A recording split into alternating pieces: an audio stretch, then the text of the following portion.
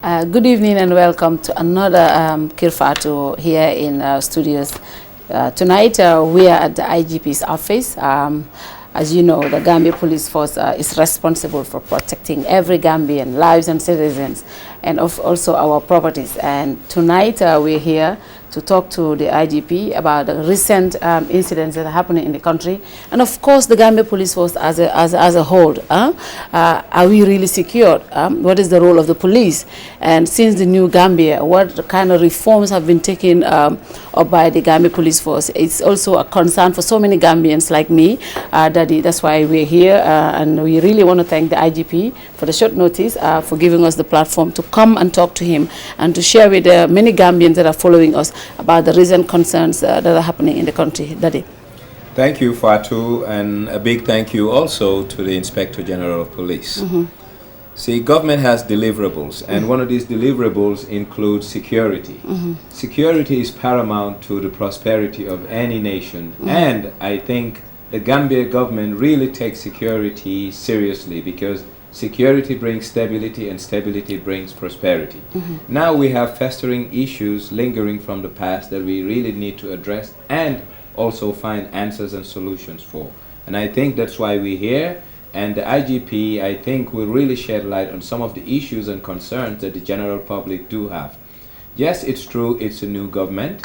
Expectations are high, and it's the role of the government to tame and manage these expectations. And hence, us coming here today or tonight is a testament of that. And I think after this interview, Gambians will get a clear cut of where the government is, what their security arrangements are, and what are their priorities in terms of making this place safe and secure for lives and properties.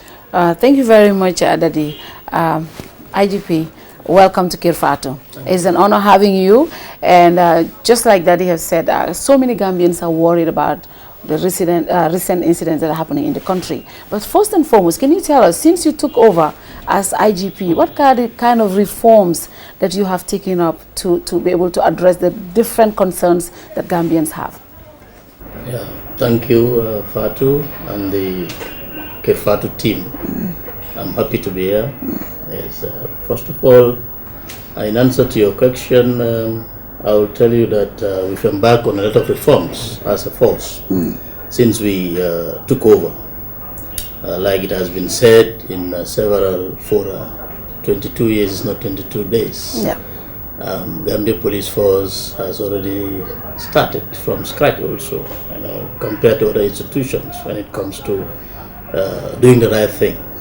And that goes to tell you that it's not been easy, but we've initiated something. As a force, in order for us to go to the next level, what we thought was to look at our strategic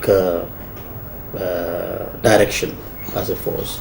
Because you cannot make any meaningful reforms without looking at a strategic direction.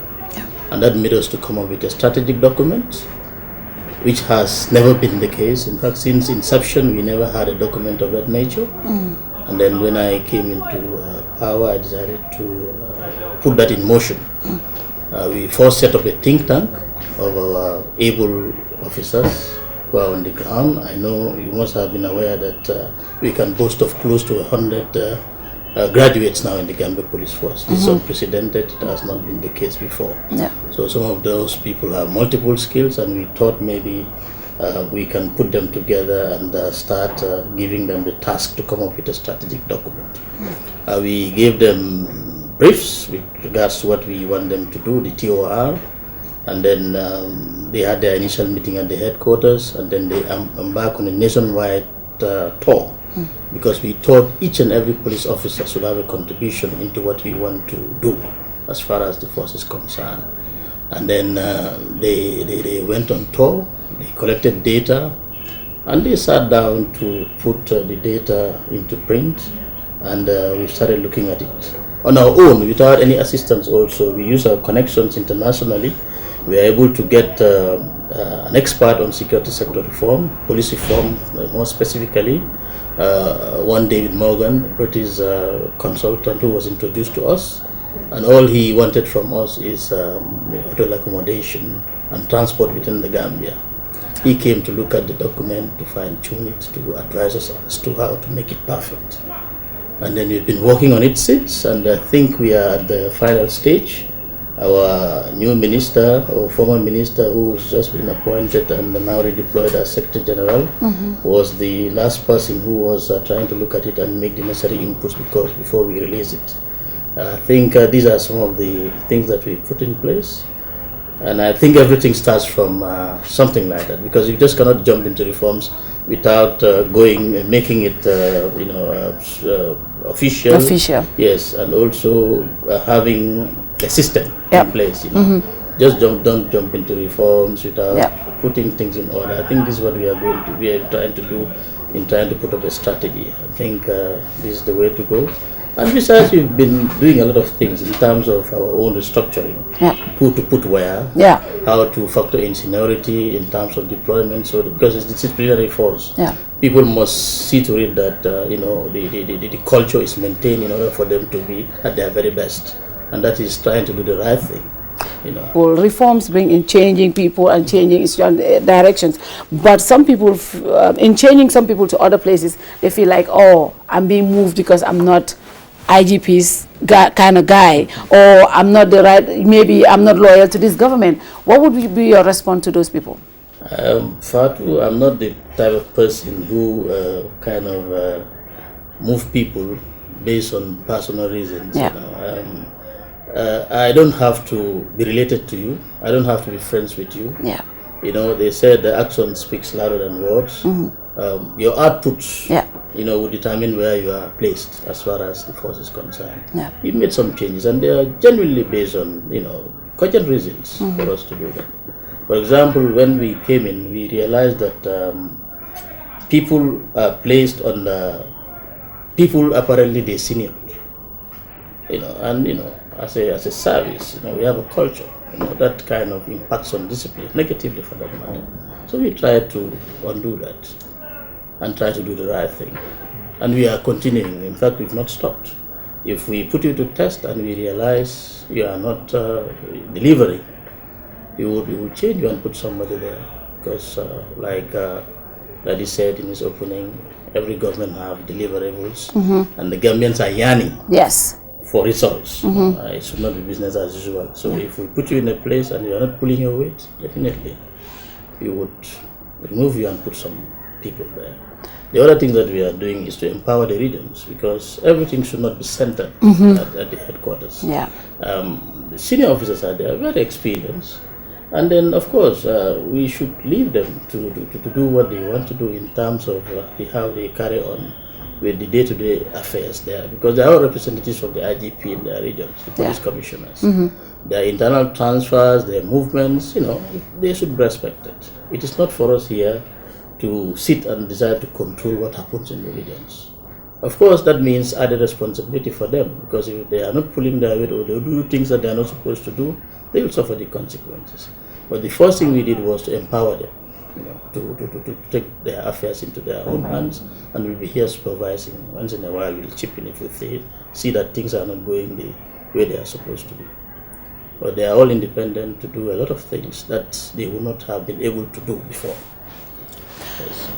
Fatou, one thing that's very critical and new Gambians really want to know what's going on. You see, culture is a function of history. The police force was at one point the field force. So quality was an issue. It was more about manpower than brain power. Times have changed, 2018. I think one thing we really want to see, just like in America, where you will see posters from the security side, the US Army to be precise, Uncle Sam wants you. And Uncle Sam is looking for college graduates to come and join the army. The reason why I'm saying this, in the Gambia today, I think the police culture is very apathetic to a point, and it's not an insult, it's a reality. I passed through a checkpoint, the word attire, and attire be. I am paying you to serve me and protect me as a taxpayer. I should not give you a dime, number one. Number two, sometimes seeing a police officer on a checkpoint, not mounting the checkpoint, but sitting by the checkpoint with a cigarette smoking, doesn't tell well. I think there's a comportment, and all this comes in the culture. And like I said, we have inherited stuff from the past, that was very mediocritic, and now we're trying to move more towards excellence. So are you going to have change agents and champions within the force who will be seen as the poster boys of the new force, so that people can emulate, upcoming police officers will emulate them and want to be like them? Because that's what we need, and that's what will give confidence to society. Yeah, well, I am not here to be on the defensive all the time. Most of the things that you mentioned here with regards to the negative things that are happening within the police, or the negative activities that the police officers are embarking on, are well founded, they're true.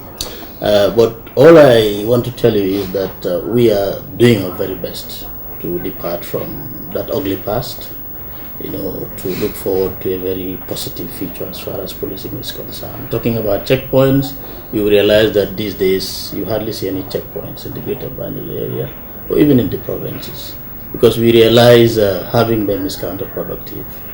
I challenged my team the other day. I said, well, in as much as people are canvassing for checkpoints, how many of you can tell me what we've actually achieved? How many times did we make a major scoop in terms of discovering a criminal activity at the checkpoint?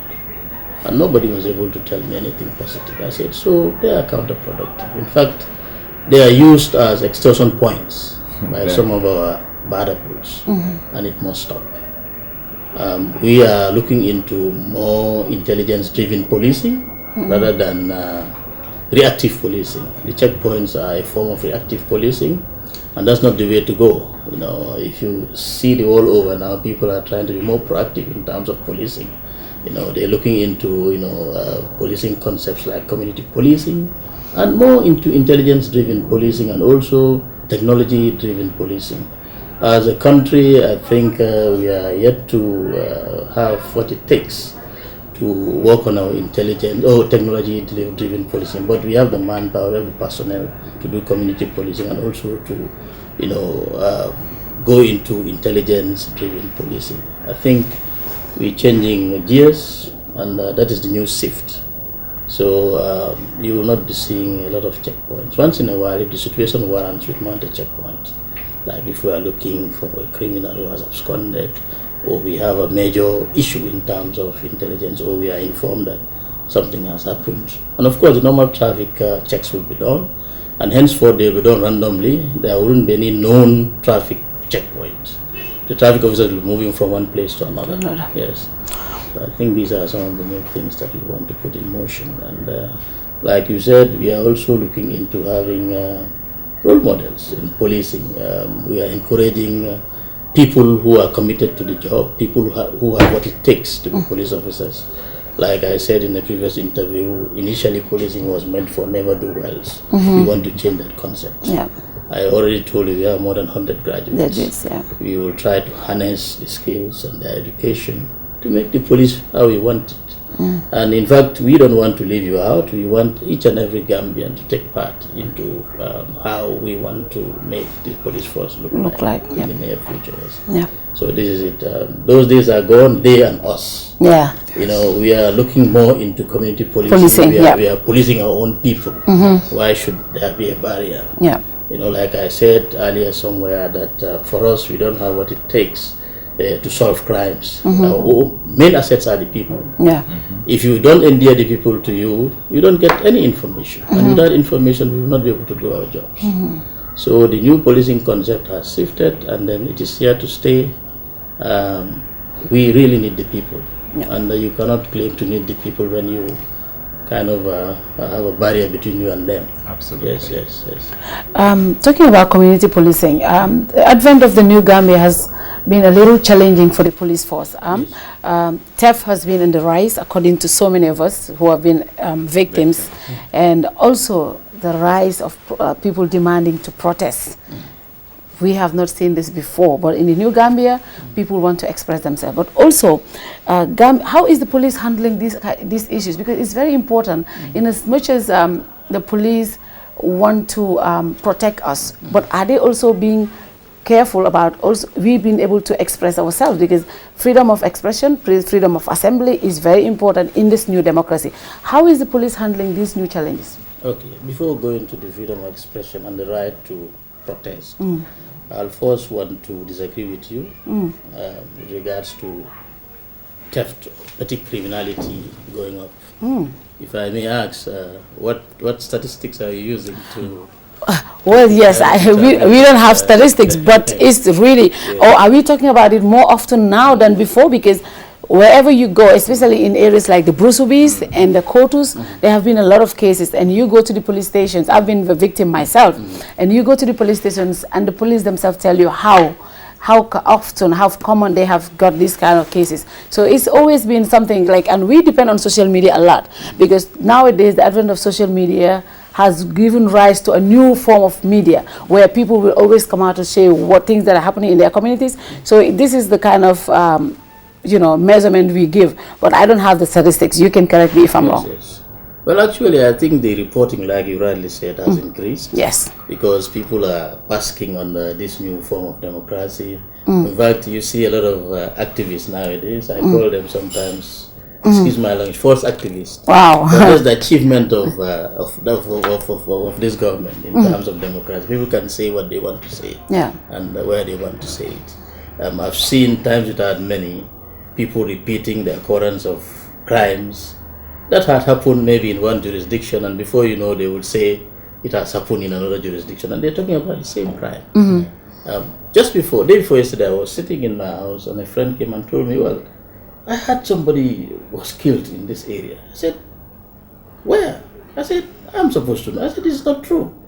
So those are the kind of things that we're having, but at least we also have a part in this, because I consider we are supposed to be blamed for some of this misinformation going on in terms of people reporting the rise of crime. I don't know whether we have a statistics unit at the police, and their role is to kind of go into the number of crimes that are committed per geographical location. And at the end of the day, they will be able to compare which are the hotspots, what kind of crime is up and which is down. But when I came in, I found out that this is the unit that has been so neglected that they've not been very effective. I told them, either you know it or not, this unit can make us or mar us. Because it's through this unit that we'll be able to know how well we are doing and how well we are not doing. So they came up with some constraints, and we tried to solve it. And then we have statisticians there, but what we are lacking at the moment is a crime analyst. Somebody who will be able to, analyze all the data that they are collecting, and that way we can reach out to the people to tell them that this is how well we are doing, this is the type of crime that is on the increase, and these are the reasons why it is on the increase, and these are the measures that we are putting in place to make sure that, there are no more the issue. I think this is the problem currently, but apparently, in fact, the crimes are going down. Comparably, what we have, if you checked it against last year, this year we have crimes going down more than even going up. So, but I will not blame people. Like I said, we should come out, yes, to sell ourselves, to tell people how well we are doing, or how badly we are doing. Yes, we are working very hard to make sure this is a thing of the past. People will not struggle to know, the crime rate in the country. So that we'll do away with the much speculation that is going on. Yes. Fatou. I just have two issues. Yes. Social media is a very powerful tool, and Gambians have effectively used social media. The Police Intervention Unit, otherwise called PARA by the common man in the street, has been known for the longest as being an instrument of repression. And that's a fact. It's a statement of fact.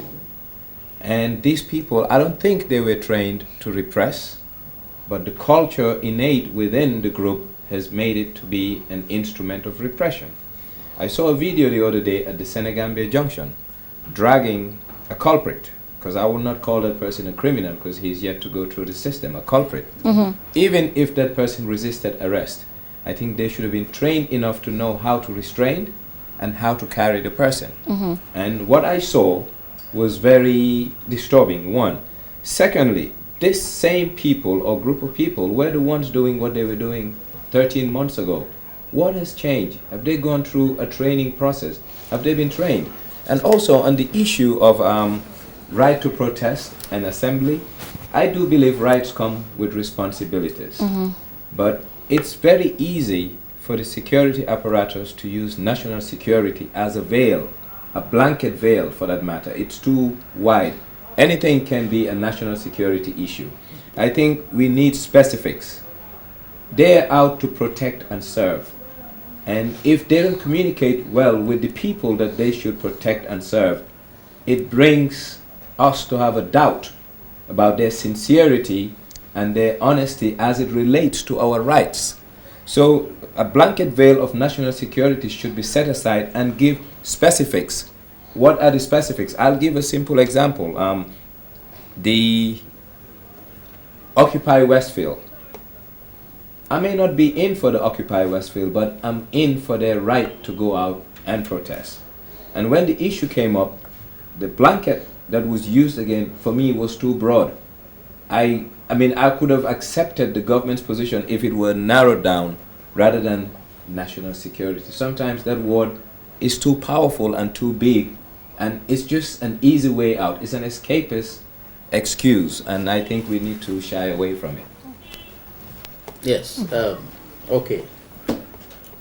Apparently, the right to protest always comes after other issues. Yes. With regards to the sticking to the old ways of doing things in terms of the PIU, I must say, I think that is changing, but nevertheless, you always have bad apples, no matter how perfect the system is. Yeah. That way of restraining people, I think we should not resort to that. You can use minimum force when somebody is resisting arrest. There are rules and regulations governing that. But like I said, always people who want to do things their own way. In terms of whether we've made any efforts in trying to change the mindset, the way of doing things, we've been conducting a lot of trainings. I don't also know whether you are aware of the security sector reform assessment that was conducted. And the validation. Yes, and the validation was done, and then the recommendations were made. I think these are all plans to make sure that things are no longer done in the old ways. I think it's a whole package that is, I have made to understand, is be costed, and they roll out trainings and and all whatnot. But we are not waiting for that to embark on our own trainings and the orientation. We've conducted numerous trainings when I took over, and in fact some of these trainings are not done in isolation without the international community coming to chip in. Recently we had 17 trainers, unprecedented, that all came from Kofi Annan Peacekeeping Institute, and their main focus is on security sector reform, and they are able to train the officer corps, which also improves the PIU, And then we also receive a training package from the Turkish, which is also ongoing. And it also has to do with training the PIU, the VIP protection, and other areas of training. And most of these trainings would have one or two trainings that has to do with why we need to change the way we are doing things. And areas that has to do with policing and democracy, which also entails how to restrain people and how to do things in tandem or in consonance with the law. So we are not leaving people like that. Yes, truly, the same old people are in the system, but we believe through reorientation, they can have a change of heart. In fact, I've received a lot of positive remarks from people in terms of how they were treated, even by the notorious, so-called, if you like, notorious PIU. People have seen a lot of changes, since the new government came into being, in terms of how they are treated by the so-called PIU. So definitely, I would not say we are not working on our personnel. We are working on the personnel. The rule of law, the respect for human rights are a great concern for us as a management. If you know where I'm coming from, obviously you would know that I am the person that would never support arbitrary way of doing things. We want to follow the law, and the concerns for human rights are there, and they are here to stay. Yes, definitely. In terms of the right to protest, it's true. We have the right to protest in this country. But what people fail to understand that is, like you rightly said, your right ends where that of others begin, and every right goes with a responsibility. We are the expert when it comes to security. I think people should learn to believe in us when we tell them that it is due to security concerns that we are saying you should not do what you want to do. And you see, sometimes you don't have to go into the details. You know, we all have integrity. I have a conscience, and all my personnel, my team have a conscience. You think we will go to sleep if at all we lie to our own people, the people that gave us, the wherewithal to receive our salaries. We lie to them and then we go to sleep. We will not sleep. And there's one of these scholars, Islamic scholars, Mandam Fodio, he said, consent is an open wound. Only truth can heal it. We all have consent. So I will not go to sleep if I lie to my people, the people that put me where I am. You know, so most of the things that we say, we base it on facts. We don't have to go into detail sometimes. So if we deny you permit for security reasons, probably it will be a threat to national security to even divulge or go into details. So Occupy Westfield, they may have a right to protest, but actually if that protest is going to result to something else, definitely would not allow it. So that is the issue. Yeah. Actually, I saw a lot of, before we take our first commercial break, I saw a lot of outcry on social media. Or they said, well, Occupy Westfield was denied a permit to protest because the police could not provide security. They said for national security reasons. But yesterday, Yusundur occupied a whole place, Karaba Avenue. The whole place was blocked. And for almost 5 hours. Was that not a security concern for traffic, for people's rights and properties? Because it was blocked for over 5 hours. Is it because AfriCell as a company is more powerful than the ordinary citizen? I actually, the whole Gambia is listening to me. I would not have gone into this, but I would just go into the issues.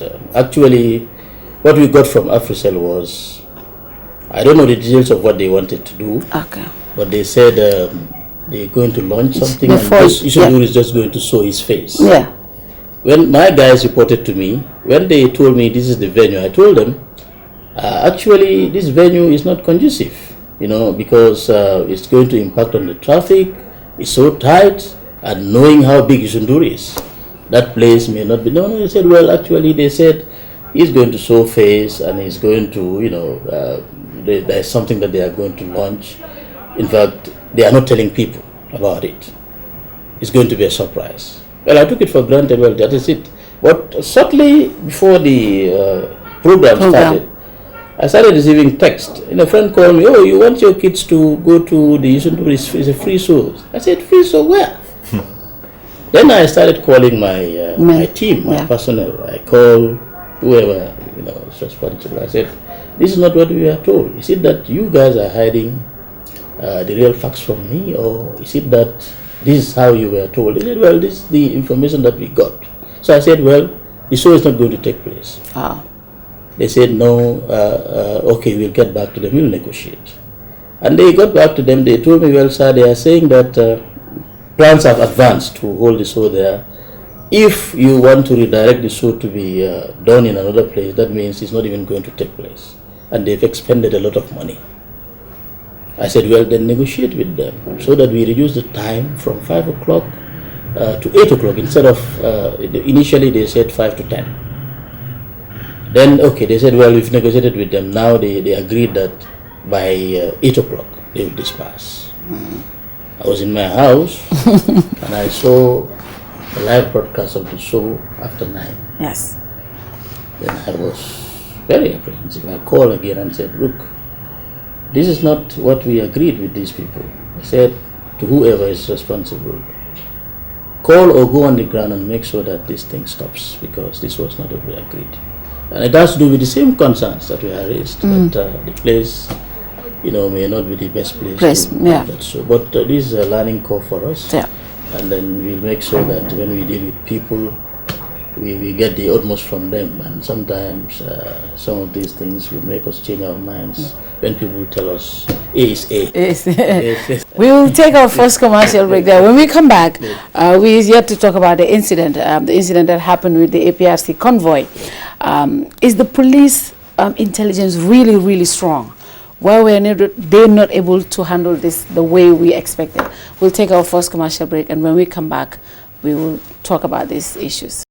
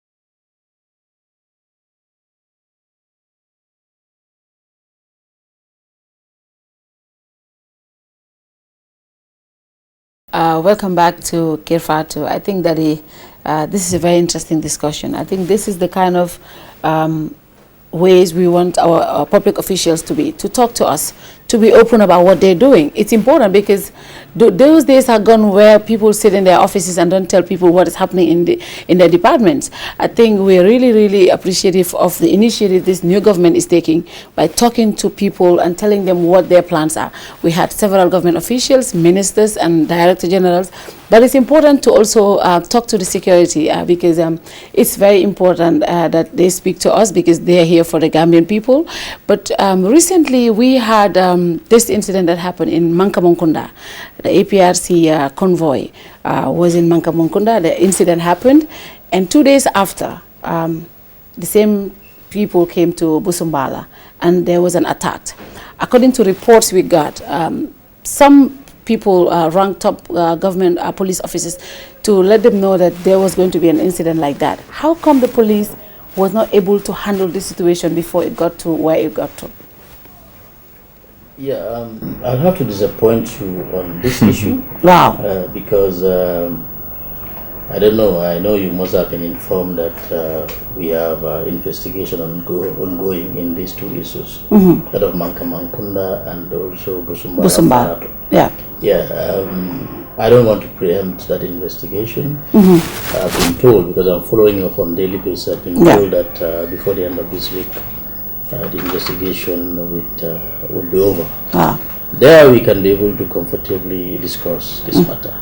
Yes, but for now, well, we can touch on the peripheries, but the actual fact we may not be able to go. I quite agree with you, and I think we should not prejudice the outcome of an investigation, notwithstanding though.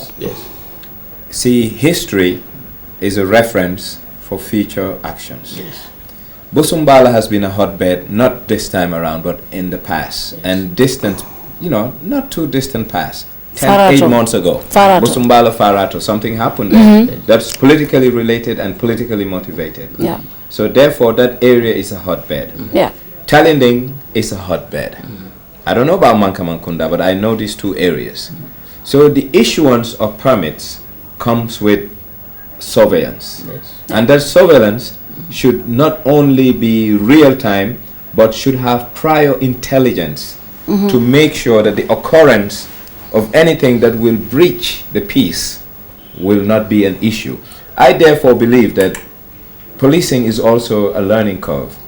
And I do hope that the police have learned a thing or two from this incident, a series of incidents, to make sure that yes, once you issue a permit, you should sweep the ground in terms of intelligence before, during, and after. So it becomes an ongoing process, because issuing a permit is one thing. And also, a national permit was given to APRC to crisscross the country. Fine, I love it, because we need to at least open up the democratic space, which is great. But it comes with the responsibility. That responsibility needs manpower. They need police to be with them at all times, because they also need to be protected. I'm not with their political view, but I respect their right to be wherever they want to within the length and breadth of the country, and also be protected as a group. So I don't know what the police have learned from these few incidents of the recent past. I think before even coming up to what they learned, we had Kanilai before. We had Farato, we had Talending. All of these incidents, we were told there's an investigation going on. We were never updated on any of these investigations. What is the status of those? Is Busumbala going to be another Kanilai? Is Busumbala going to be another Farato or another Talending? Because this is what everyone crying for. Because people are saying, oh, this happened in Kanilai, nothing happened. Some people were arrested and they were released. It happened in Farato, people were arrested and they were released. Maybe if it happens in Busumbala, the same thing is going to happen. Is this going to be the new trend? All I want to tell you is, I'm not sure of the Kanilai incident, but if we embark on any investigation, we bring the investigation to a close. And I can assure you that is what is going to happen in Busumbala Farato, and that's what is going to happen in Mankamonkunda. Okay. It's not going to be business as usual. I told people, if people are found wanting for violating the law, the full force of the law will be exploited to make sure that people don't commit offense and get away with it. That way, offenses are here to stay. Because if people are doing things and they know they are bad things, at the end of the day, nothing comes out of it. I think it's the wrong way to go. I told them, either way, anyhow the investigations turn out to be, we would allow the full force of the law to take its course in these cases. And I can assure you, the investigation will be brought to a close, and the results of the investigation will be known to everybody. For the Kanila incident, I was not IGP then, and I don't think I'm in a position to talk on it. So I don't know what happened, I don't know what transpired. But for these cases that I witnessed, and the cases that we are investigating, we will definitely bring them to a close. Yes. And even if the police are found being inefficient, are they not going to be biased? Are we going to make sure? We will not be biased. Because a lot of people still believe that the police have a role to play in this. Because, how come the police were not able to take charge of this situation? Because how strong is the police intelligence though? How strong? Because if the intelligence, we have a very strong intelligence, do you think we would not have been able to preempt something like this?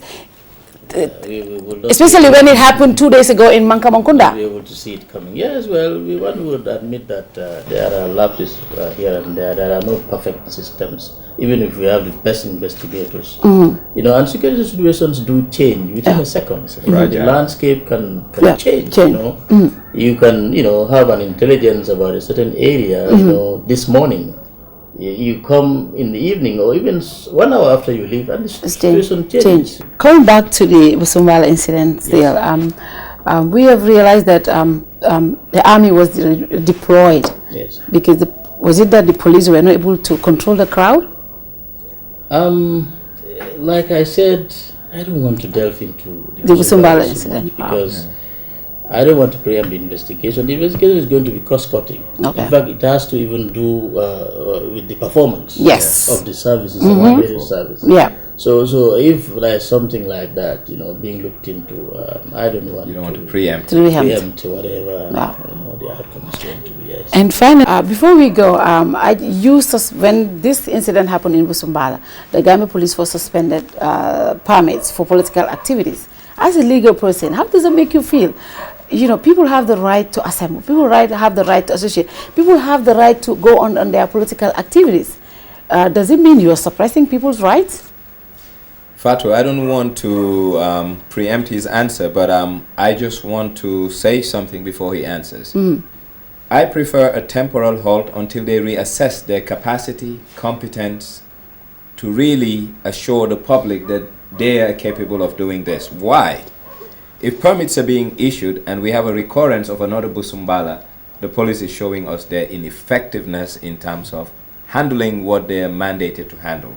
Therefore, a temporal halt, for me, is to the interest of society, if that is what the police is all about. That means the police, are you telling me the police doesn't have the manpower to handle such crowds? Manpower and competence are different. Wow. Having numbers and having the numbers trained to handle those kind of incidences are two different things. I can tell you, we have the competence and we have the manpower to protect each and every Gambian citizen, including the political parties. Why the suspension though?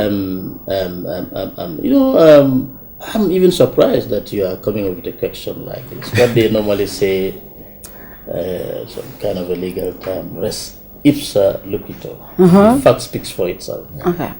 The reason why we did what we did is not far-fetched.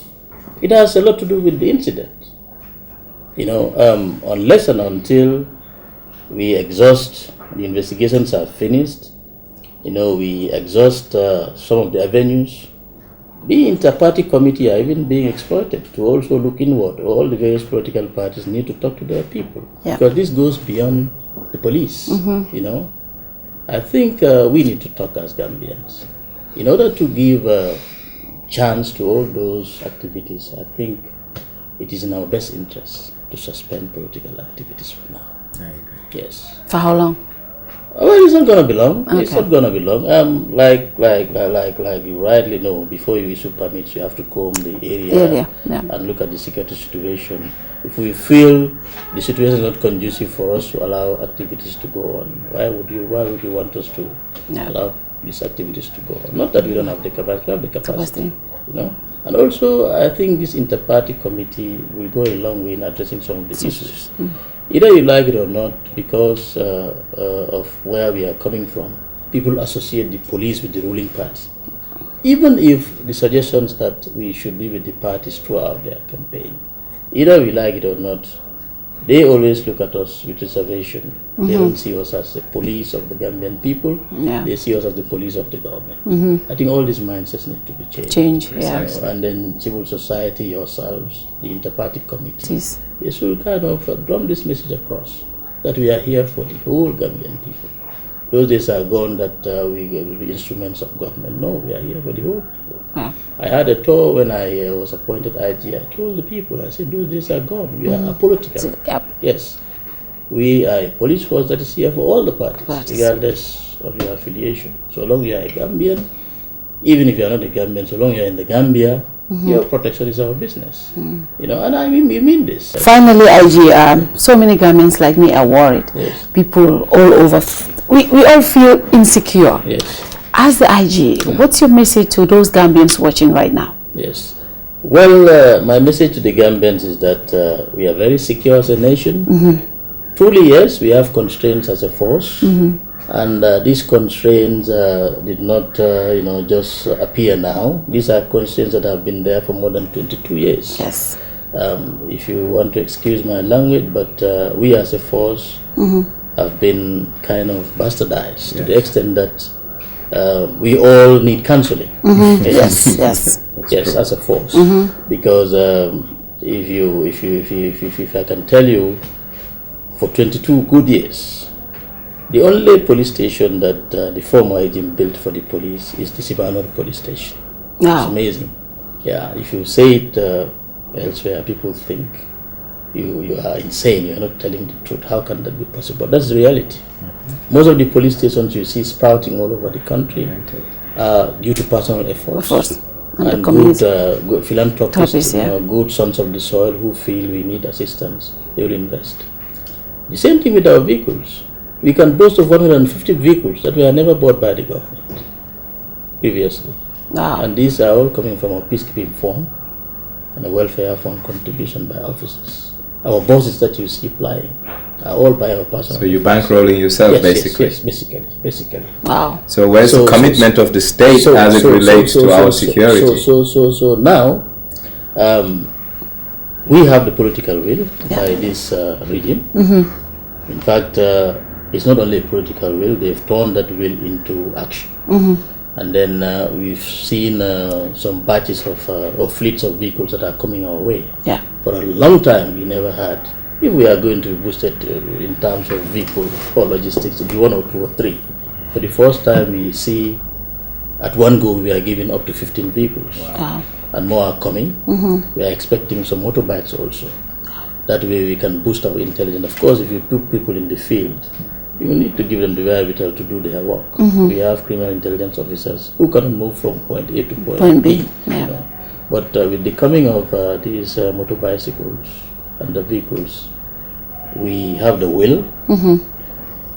Then that means that the way will be there. The logistics are here. And we'll be able to give assurance to the Gambian people that their security is very well assured. Yes. Even without some of these tools that I'm talking about, we're trying to do our best. Thank you very much, IG, for your time. I think this is a very good interview, and a lot of Gambians will definitely understand the role of the police and how secured we are. Like, a lot of us don't feel secure, but I think this is really assuring, and we want to thank you for your time. Daddy, what's going to be your last message? Well, my last message is, I'm convinced that there is a new Gambia that's emerging. I'm convinced that the mindset of the Gambian is changing. I'm convinced there is tolerance in terms of communicating with public officials.